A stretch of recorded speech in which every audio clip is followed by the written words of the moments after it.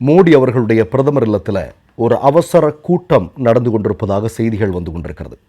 இந்த கூட்டத்தில் பாதுகாப்புத்துறை அமைச்சராக இருக்கக்கூடிய ராஜ்நாத் சிங் இருக்கிறார். முப்படை தளபதிகள் இருக்கிறாங்க. ஆனால் இந்தியாவினுடைய உள்துறை அமைச்சராக இருக்கக்கூடிய அமித்ஷா இல்லை. 3 தினங்களுக்கு முன்பாடி சுப்பிரமணிய சாமி ஒரு செய்தியை வெளியிடுறார்.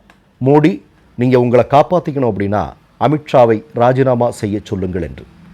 அமித்ஷாவை ராஜினாமா செய்ய வைப்பதன் மூலமாக இன்றைக்கு பெஹல்காமில் நடந்திருக்கக்கூடிய பாதுகாப்பு பிரச்சனைகளிலிருந்து மோடியும் ஆர்எஸ்எஸும் பாஜகவும் தப்பிக்க நினைக்கிறதா அப்படிங்கிற கேள்வியை அரசியல் வல்லுநர்கள் கேட்க துவங்கியிருக்கிறார்கள். இந்த நேரத்தில் இன்னொரு செய்தியை நம்ம பார்க்க வேண்டியிருக்கிறது.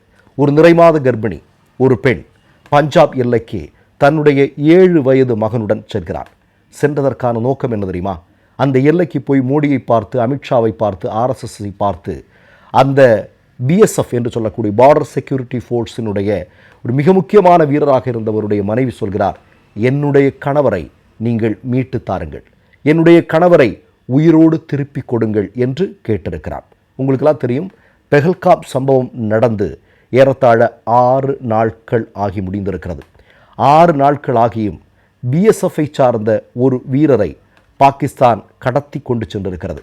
அந்த வீரரை மீட்டு கொண்டு வருவதற்கு இந்த நொடி வரையிலும் மோடியால், அமித்ஷாவால், ஆர்எஸ்எஸ் ஆட்சியால் முடியவில்லை என்பது முக்கியமான செய்தி. 4 முறை ஃப்ளாக் மீட்டிங் நடத்தியிருக்கிறார்கள். நீங்கள் பார்த்தீங்கன்னா அதில் எந்த விதமான முன்னேற்றமும் இல்லை. வெஸ்ட் பெங்காலில் ஹூக்ளி என்று சொல்லக்கூடிய இடத்தை சார்ந்த பூர்ணம் குமார் ஷா என்று சொல்லக்கூடிய பிஎஸ்எஃப்பில் வேலை செய்யக்கூடிய அந்த வீரர் தான் இன்றைக்கு பாகிஸ்தான் கடத்தி கொண்டு போயிருக்கிறது.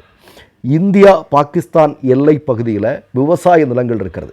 அங்கு இருக்கக்கூடிய இந்திய விவசாயிகளுக்கு பாதுகாப்பிற்காக நிறுத்தப்பட்டிருந்த வீரர் தான் இவர்.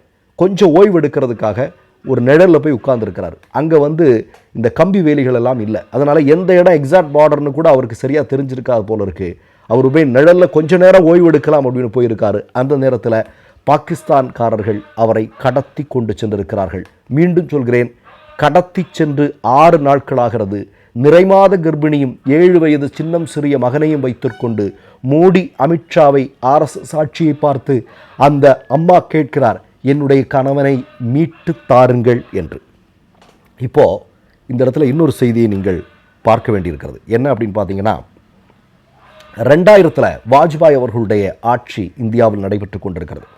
அந்த நேரத்தில் 35 சீக்கிய கிராமவாசிகள் பயங்கரவாதிகளால் கொல்லப்படுகிறார்கள். அன்றைக்கு இந்தியாவில் அமெரிக்காவுடைய அதிபராக இருந்த கிளின்டன் வருகை புரிந்திருந்தார்.